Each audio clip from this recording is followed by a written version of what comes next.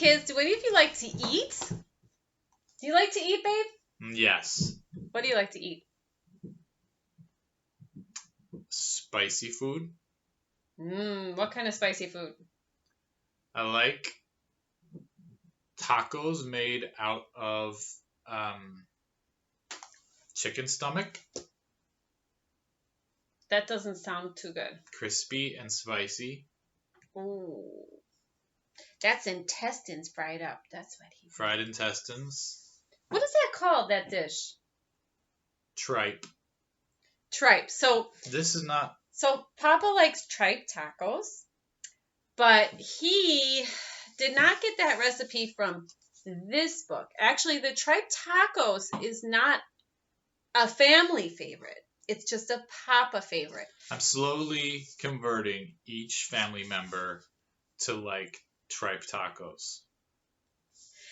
So, are there any foods, honey, that you like that are maybe have been around in your family for a long time? Like Thanksgiving turkey? I like sausage. Sausage, okay. Well, this book that I'm going to share with you today has a few more little jewels of food that our family has loved for a long, long time. And I'm going to share this book with you. This is a very special book. But I don't know if you want to stay for the story. Are you going to stay for the story? Okay. All right. Say goodbye to Papa. I'm making this video because I don't want you to miss out on the joys of this book. This book was made by Noni. This was made by my mother, and she made this book to share about her mother and her mother's mother, and she calls it Generations of Home Cooking. Now, she made this a long time ago, and she wrote on it, brought to you by your mother, grandmother, and great-grandmother. But I'll tell you what, I'm sharing this book with you so that you can know about your great-great-grandmother, your great-great-great-grandmother, and all the wonderful mothers that are in your life. Now, let's look at this a little more deeply, okay? We're going to take a look at who is this person here. Now, this person is Priscilla Dickey. Now, Priscilla was born in 1900. That's over 100 years ago. And she died in 1962, and they called her Pud. Kind of like pudding? Pud. And Noni loved her grandmother. She lived down the street from her, and she could visit her very often because she lived very close to her. And this is her handwriting. It's kind of old-fashioned. Look at this old-fashioned handwriting here. I'm going to read to you a little of what this says. This was written on Saturday, January 14th, 1934. And it says that Doris, her daughter, went to a kids' party at the Des Moines Theater. Oh, that must have been exciting. They had a special party at the theater just for kids.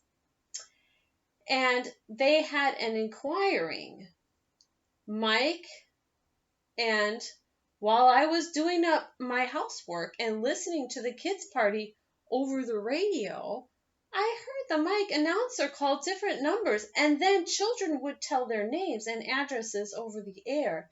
And then I heard them say, "Well, little girl, what's your name?" And Doris answers, "Doris Dickey, and I live on 1317 East 22nd Street." And the man said, "Well, just think of that, children. This little girl came over way from the east side. She's not afraid of the deep snow. I sure was pleased to hear Doris's voice over the radio. It sounded so small and so far away, but very plain.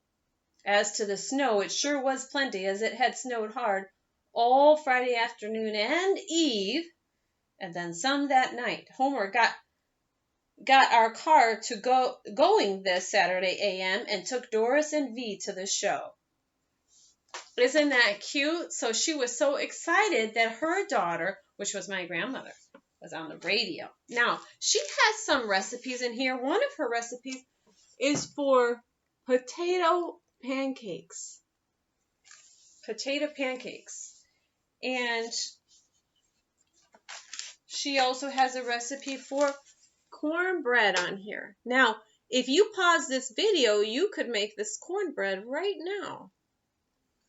Now, she lived through the Depression, and she learned how to cook with whatever she had. Here's one for stuffed peppers.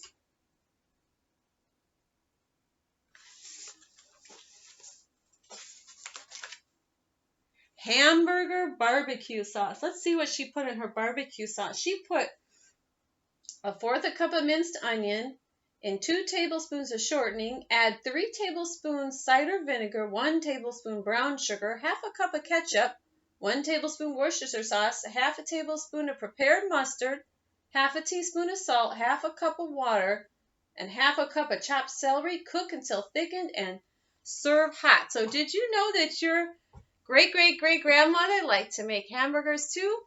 Sure she did. She has another recipe, and Noni made a pretty little flap here, and then you open it up and it has a recipe there, and she sewed that. Isn't that creative? Noni is very creative, just like her mother was. And underneath there it says cucumber oil pickle. So back in the day, they did a lot of gardening during the Depression, and they made their own pickles.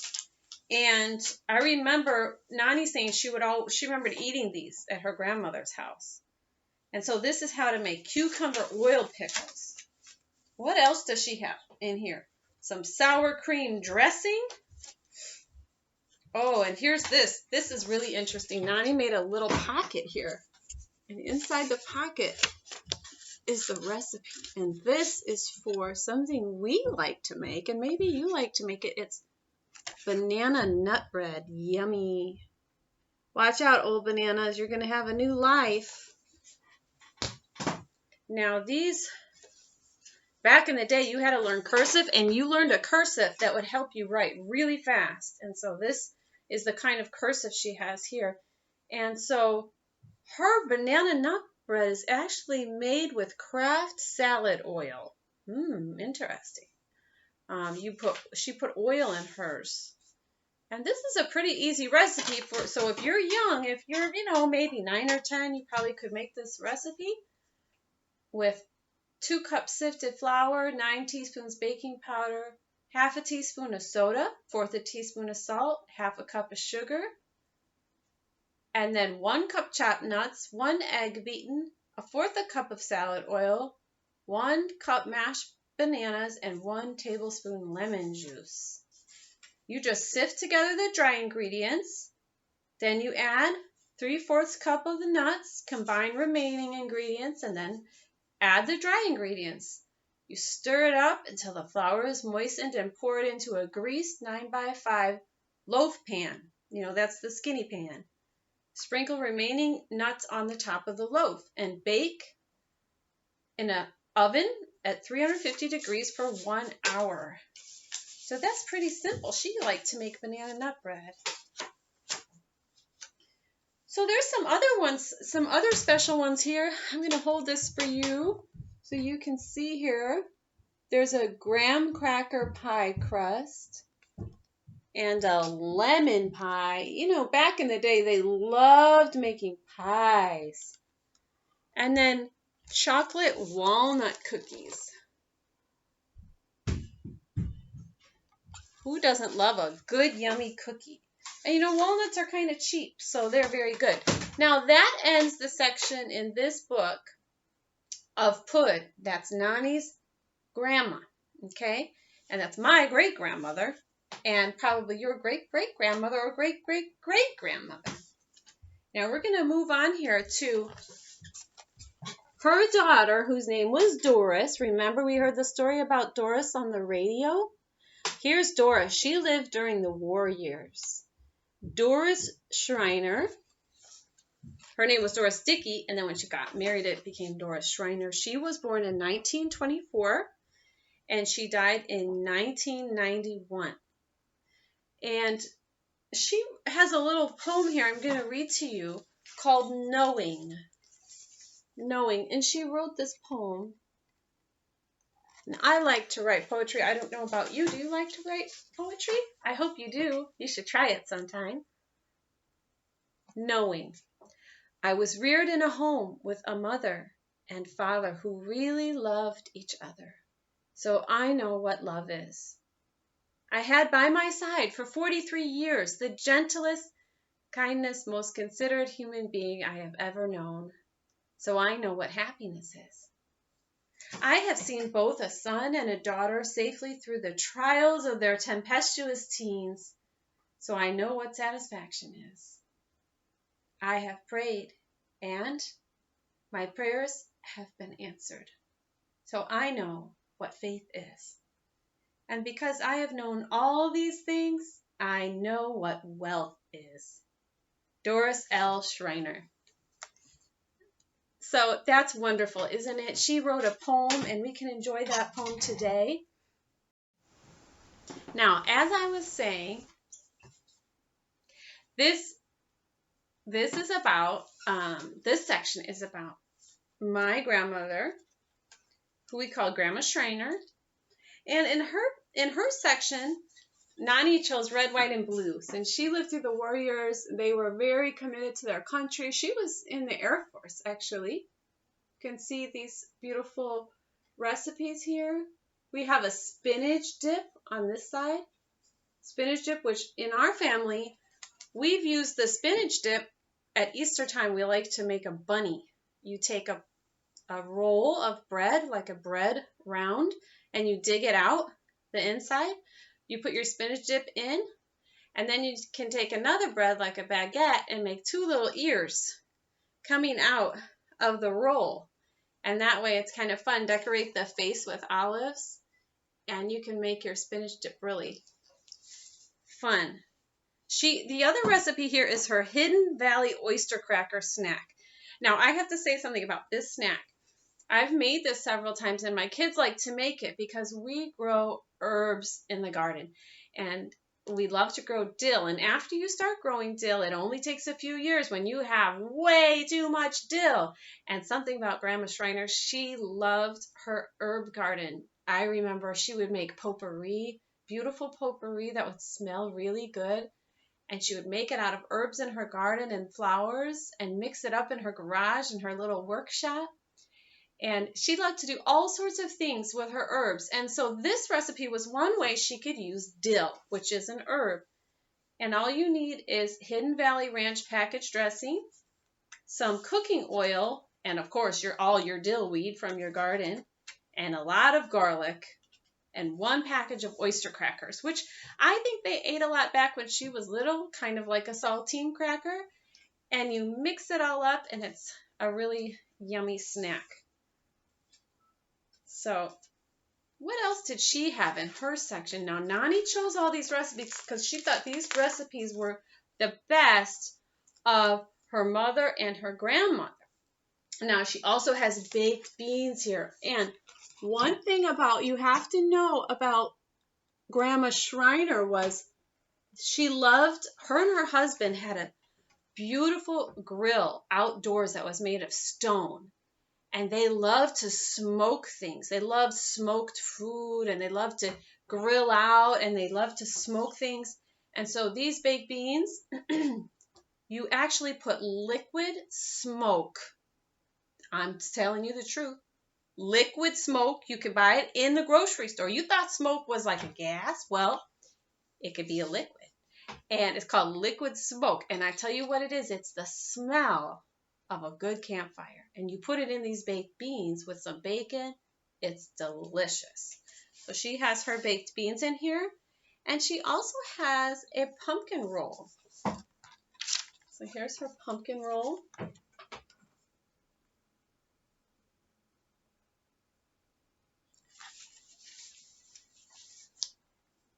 And this is a kind of cake where you make a flat cake on a cookie sheet, and then you roll it up, and you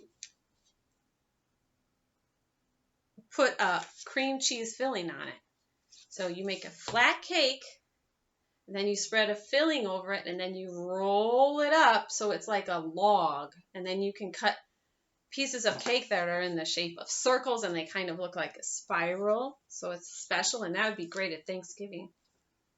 She also has a broccoli casserole in here, and that one I haven't made, but she has a spread for shaved ham sandwiches, and this is something very yummy and unusual. Now, when I was young, we grew up eating these shaved ham sandwiches, and Nani used to make these shaved ham sandwiches. It's a little unusual, but it's very tasty. And what it is you take mustard and poppy seed, onion and margarine, and you mix them all together, and you spread them on a bun. And then you put ham and Swiss cheese on there, and you wrap it up in foil, and of course, put it on the grill, because we love to grill. And it's a warm and squishy hot sandwich. Now we're going to move on to Nani herself, who made this book. This is Nani's picture when she was young. Wasn't she just a beautiful young girl there? Cynthia Marie Fallon was her maiden name. Was her married name. Her maiden name, of course, was Schreiner. She was born in 1948. Now, she is a very creative person. Her mother was a painter, and she liked to paint too. So here's something she wrote called Creativity. When I begin, it is if I am attentive to the scent of perfume on the air. I don't begin to think about ideas, things to create. I go to a place where my goal is to sense. Where is the scent? Follow the trail. God wants to take me on a creative journey, and I put my hand in his, and we go. The path is serendipitous, always new and unfolding before me. If I'm working with physical materials, it feels better if I'm surrounded by a lot of stuff. It's the one instance when messiness releases me instead of confuses me. I have my radar up, slowly turning, waiting for the creative spark. Anything can set it off. Two colors side by side, a memory connected to an object, or just a pleasing contrast in textures. And then I'm off and running, my feet hardly touching the ground, guided by impressions rather than full-blown thoughts or directions spoken to my heart. It is dancing an incredible, intricate dance without having known the steps. It is one of my favorite ways to connect with the heart of God, and it is most satisfying in the depths of my being. I think she was very intuitive. She's an intuitive artist, and that's why so many of my brothers and sisters are also very creative. So here's this recipe we used a lot growing up, country pancakes, and my mom liked to use the mixer to make very, very fluffy pancakes, not those thin, big ones. These were kind of short and fat and fluffy, and she called them country pancakes. And of course, we would eat bacon with these, and scrambled eggs with these, and maple syrup. She also started to kind of like Mexican food. That she wasn't really raised with Mexican food, but that became popular in her generation. And so she has on here her black bean salsa. And she also has a recipe that's not Mexican, it's Italian, but one we have used very, very often, her pizza dough recipe, and you can see it here. Now, growing up, my mom would always put whole wheat flour in the pizza dough, and that gave it a really nice flavor. And often this would be the recipe that everyone would request for their birthdays, is to have homemade pizza. And we love to all make them and stretch out the dough on cookie sheets till it touched all the edges and make a rim around the cookie sheet. So her recipe is very simple, and anyone could make it at home. It's just yeast, water, sugar, salt, and oil and flour. Now, she also really loved garlic.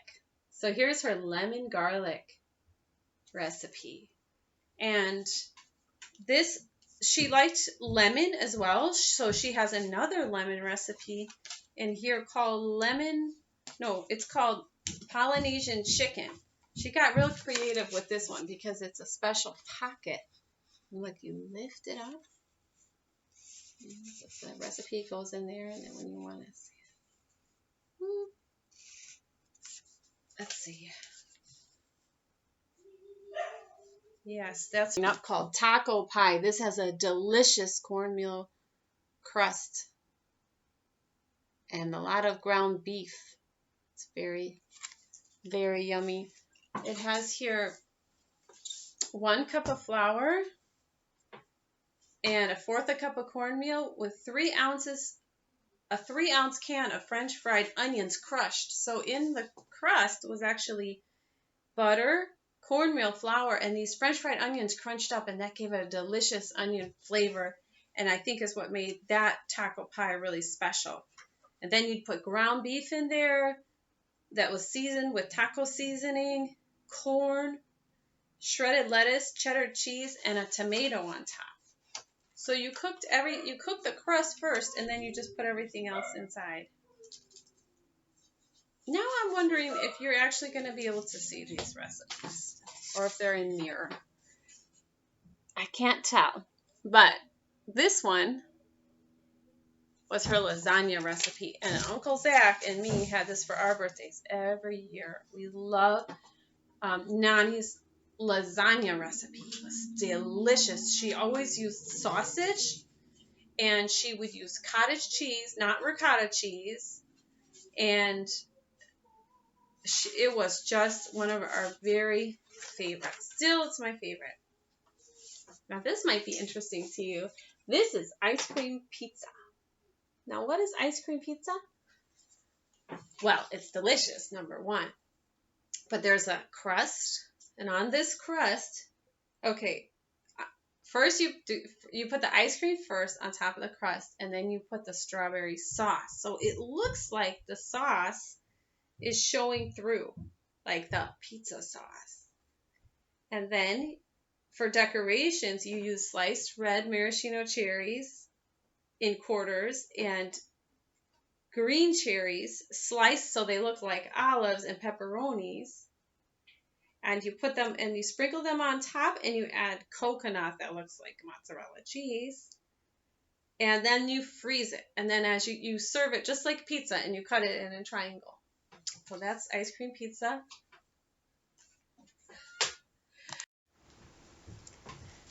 Now, her last recipe in here is so delicious. It's caramel popcorn.